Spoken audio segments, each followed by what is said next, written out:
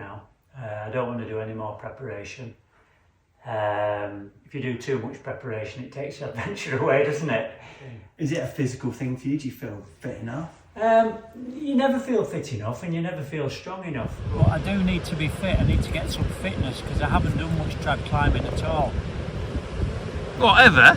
Well, not in the last year I haven't. But you can just train indoors and go out onto the rock and just pick it up straight away? Yeah. I think my experience will kick in and I'll feel comfortable once I get on the lead. And I'll know how I feel and I can back off at any time. And it doesn't matter if I don't do it because the route will always be there. By back off, you mean like put a sky hook on an edge and lower off it? Yeah, I can. There's enough retreat protection. Or even if it's not there, I might be able to down climb and move to get to it, so I don't have to fall on it. Because I don't want to fall on anything because it might rip, and I wouldn't like to do that to the route, and I wouldn't like to do it to myself either. But do you find it? How do you start to feel when you know that the lead is coming nearer? Do you just generally feel more nervous? Yeah, you feel more nervous. You feel more tense. You're getting in the zone. But you know, it's at the end of the day, it's an important route, but it's only a route, and I know that it's not the end of the world if I don't do it. Well, it will be actually the end of my world, but I just want to get it done. Yeah, enough waiting. So I've got the kit laid out. 3.5 kilos it adds up to on different parts, so I've got to rack that on properly.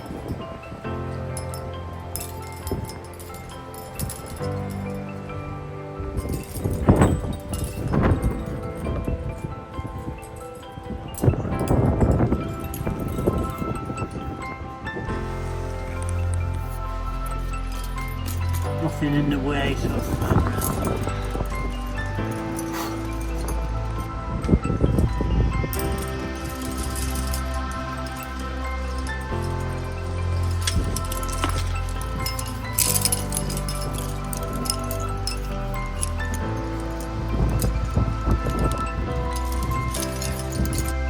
Yeah, tide's nearly out.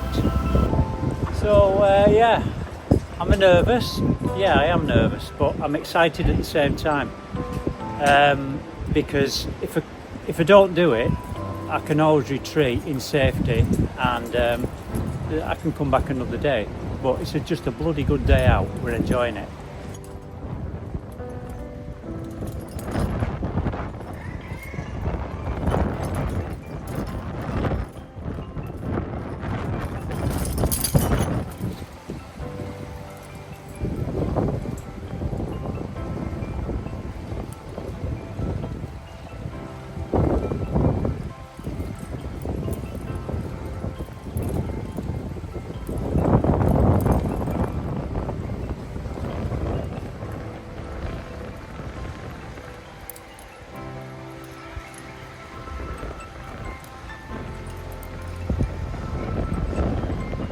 I had originally decided to use the start of the CAD as a warm-up to get the muscles going, and then lower off one of the fixed ropes and strip the gear and then rest for half an hour and come back up again.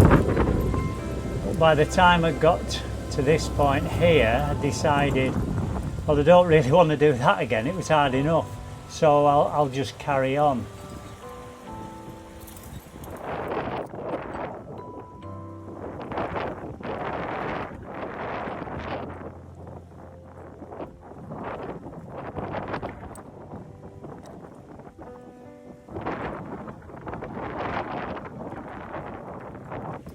Terry, come on. Don't hold the rope tight.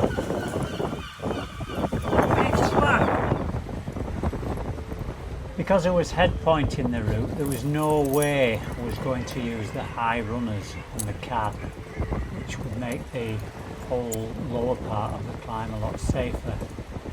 So I'm putting this marginal stuff in.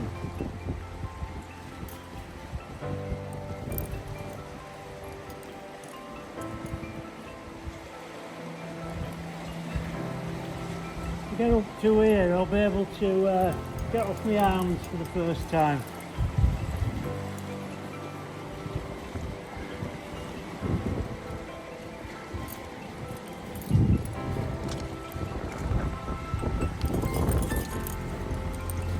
Right.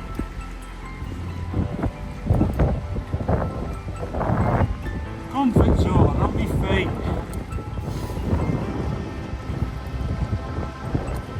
Leaving the marginal stuff behind, you've got to commit onto this initial traverse, the bells, on very, very friable flakes, and quite a lot seems to have come off over time, as you can witness by lots of little scars.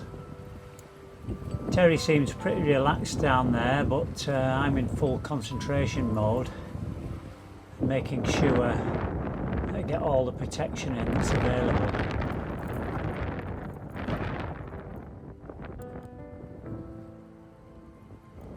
I'm arranging a tiny wire placement here, which is in a horizontal crack, which was good for pulling in one direction, but not pulling in the other direction. It would just come straight out.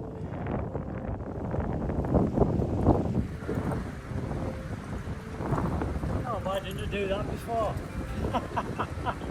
Hanging on for grim death there. Never could have stood up. Take it out of here, Terry.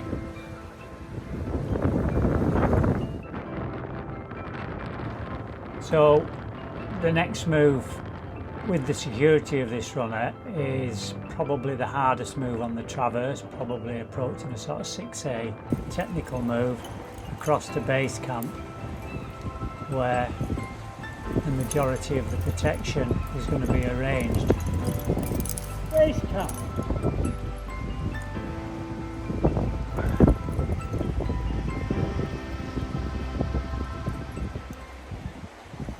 Right, you can take me off. Yeah. I felt very lonely when I dropped the yellow rope, and I had to hang on there one-handed to untie it, because for some reason I'd forgotten to just put a screw gate on at the start. I was in such a hurry to get going. And this is the last piece, which ain't very good.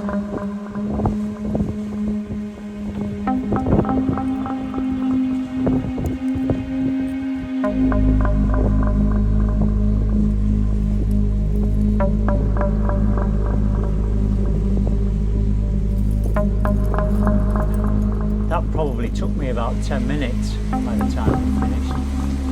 Okay to lower off this stuff, but I wouldn't want to fall on it from too far above, that's for sure. So now we're just focusing my mind, ready for the meat of the climb, ready for the committed stuff. And here we go, up towards advanced base.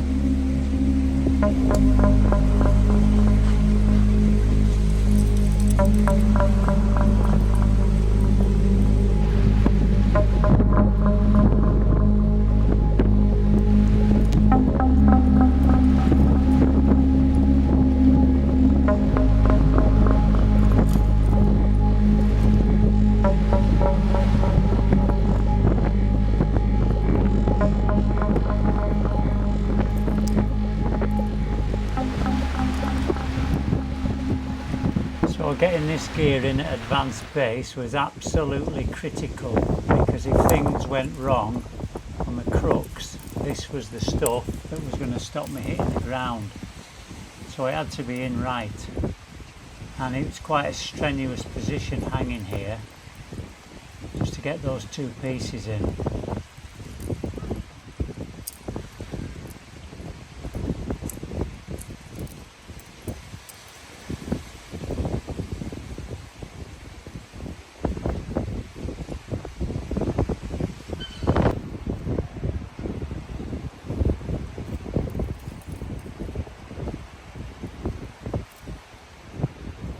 Some steep fingery pulls.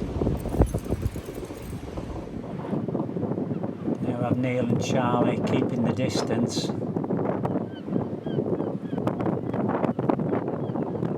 Jumaring up the rope because I wanted it to be filmed at close quarters without them interfering with me, and they were absolutely brilliant at doing that. I had no idea they were there because I was totally focused on the rock in front of me.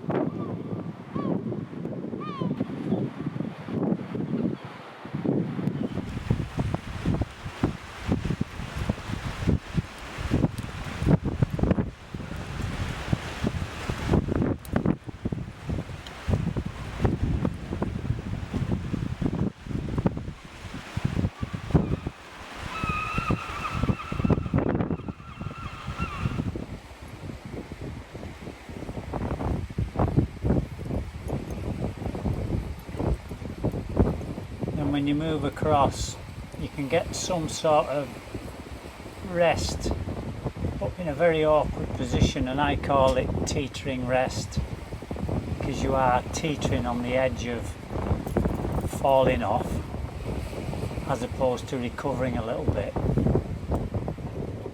But it's from here that the really serious stuff starts.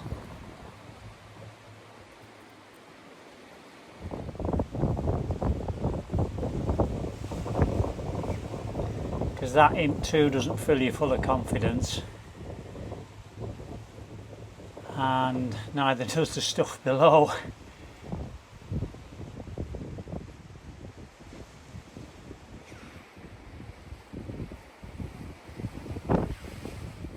So after a nervous shakeout, the really hard stuff starts, and tiny finger holds, and you've just got to commit up on your feet and move across towards what I call the launch pad before the crux.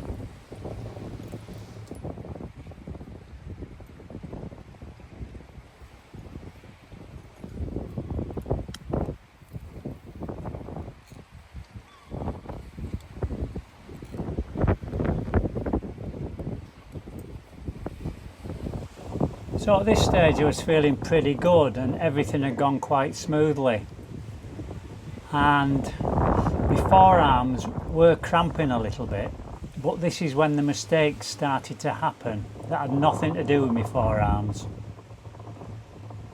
Oh, wrong one.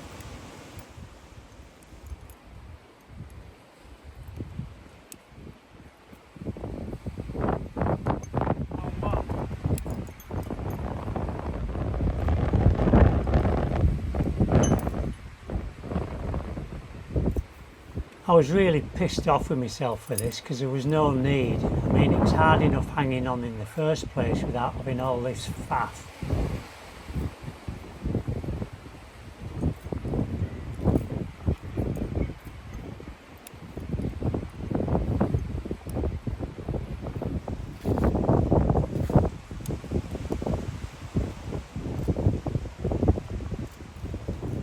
And then a few minutes later it got worse because I couldn't get the sling that I needed in order to hook the peg, which was obviously really crucial. And all in all, it took me about 6 minutes to get myself sorted here before I could even do the crux moves. So I was getting pretty pumped.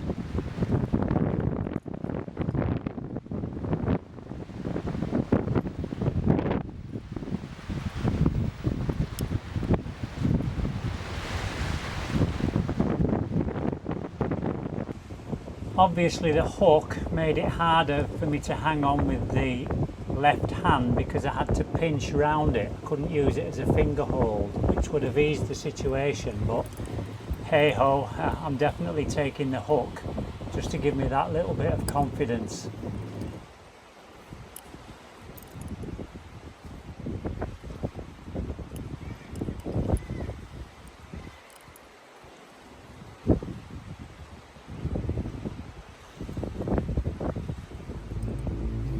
I knew I shouldn't have looked up, but there it was, that iconic Bell's peg.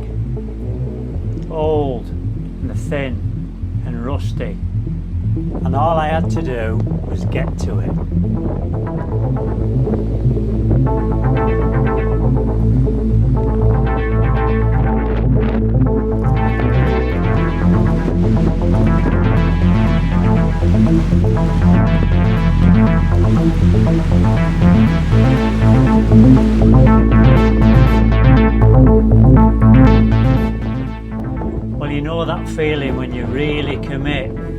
a sudden you're in real trouble.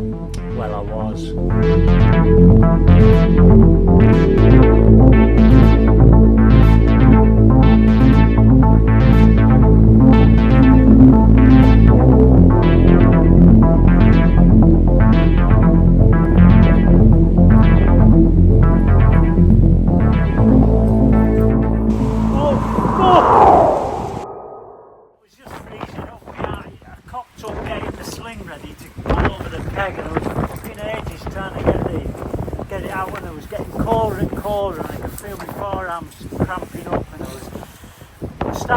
I was shivering and then I pulled up and I reached up the first time. I mean, real fucking nice with my legs and I couldn't get the bloody thing on. And I thought, oh my god, here we go.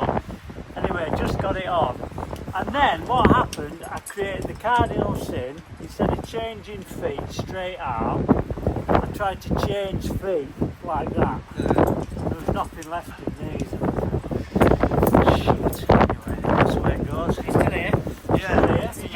You can always stick to indoor climbing because things like that wouldn't happen. Yeah, I know I would have hit the mat.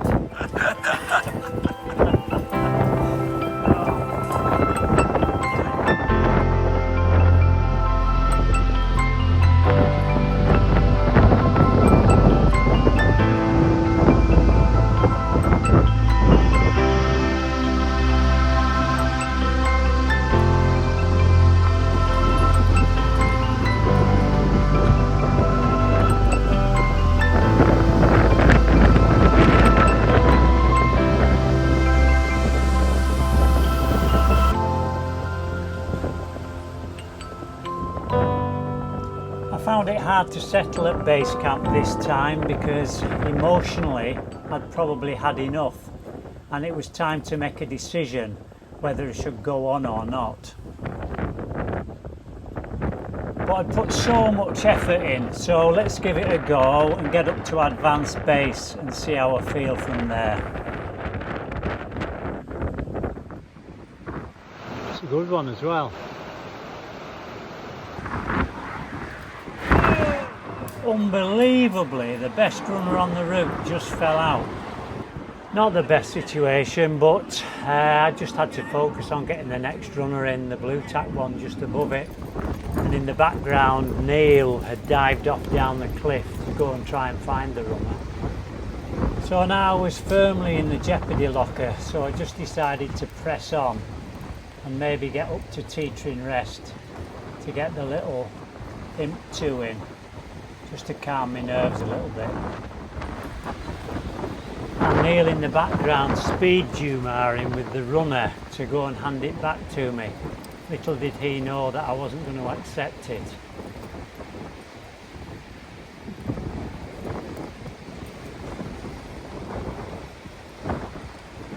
For the first time I seemed to be aware of the outside world, and the wind was getting stronger and I was feeling colder. And I needed to sort myself out and just sink back into myself and ignore everything else that was going on around me.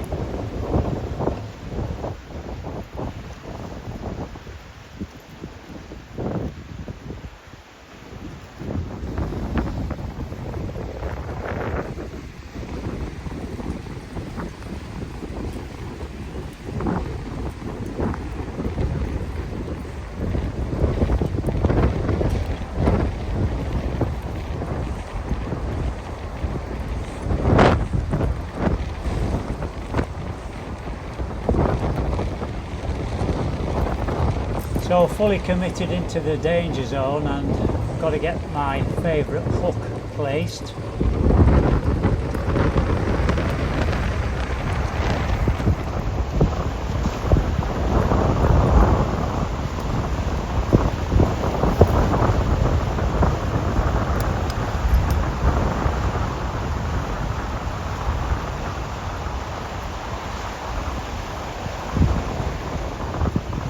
But I didn't have the dexterity in my frozen fingers to get the bloody tape off my leg to secure the hook.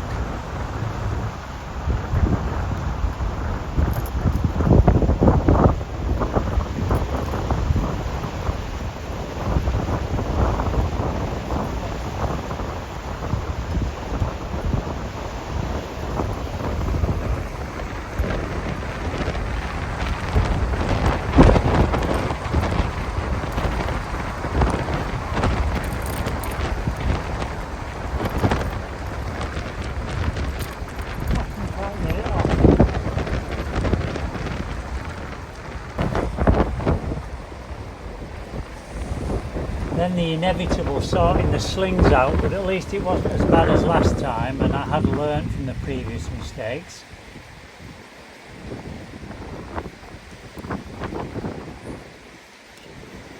I could certainly feel forearm cramps coming on, and my right hand was getting pretty pumped on those side holds, so I had to keep changing them around, shaking out, and I knew that the next few minutes are going to be pretty crucial.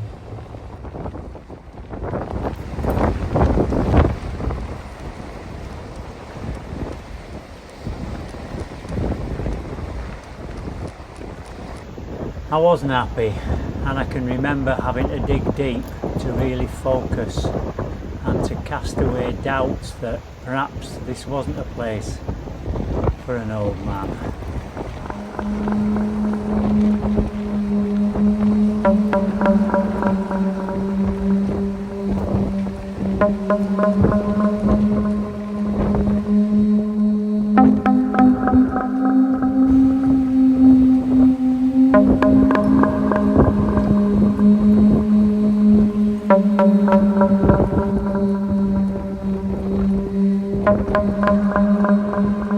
I was fading fast, and then everything just seemed to open up, and I was gone completely. Nothing left. Yeah, I'm disappointed, but I was frozen stiff. That wind was really cold, and I was getting buffeted on the wrists. You're hanging on when you're getting buffeted, and I got the peg clipped again, but I couldn't see it because I was looking into the sun, and I've got every excuse it's going, and I couldn't see it at first, and I got it second time again, and then I did that crux move to get the right hand onto that knob, and I was just cramped up. I had nothing left, and I knew the game was up then, so I didn't even try the foot swap. I should have done, really. They say as you get older, it's harder to fight hard, it's harder to try hard, and to a degree I think that's true, because I just seemed to give up, but I was pumped. Yeah, but there's giving up for like safety reasons. I mean, Yeah. it's not a place to be sketching around out of control, No, is it? No. You know, it's making a good sound judgment, isn't it? Yeah. Yeah. I mean, it's going to be there maybe when I'm fitter, when I come back from sport climbing on the dark side in Greece. Go and do some training, come back and smash it. Good effort, mate. Cheers, mate. Oh,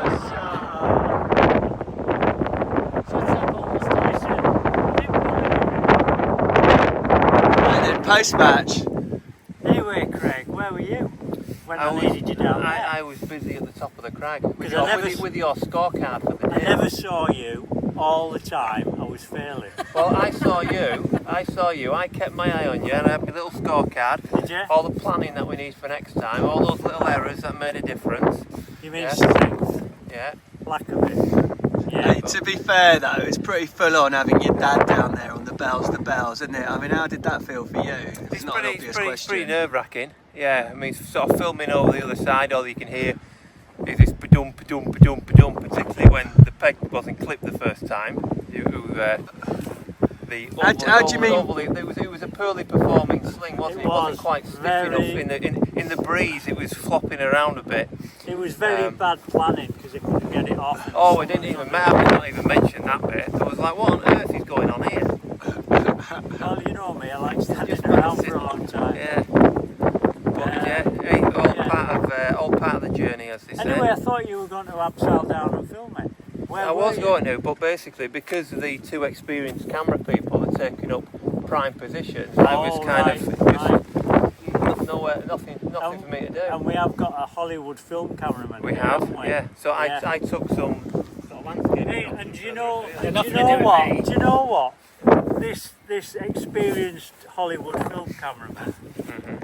Just before I fell off, he decided to put the camera away, so you missed the first fall, didn't you? I did, yeah. I mean, that's, Just because I've got a Hollywood doesn't mean I'm working on it. Yeah, but you'd get sacked for that, wouldn't you? If if you missed that, I would. you would have got sacked. Anyway. Lesson number 1, turn the camera on.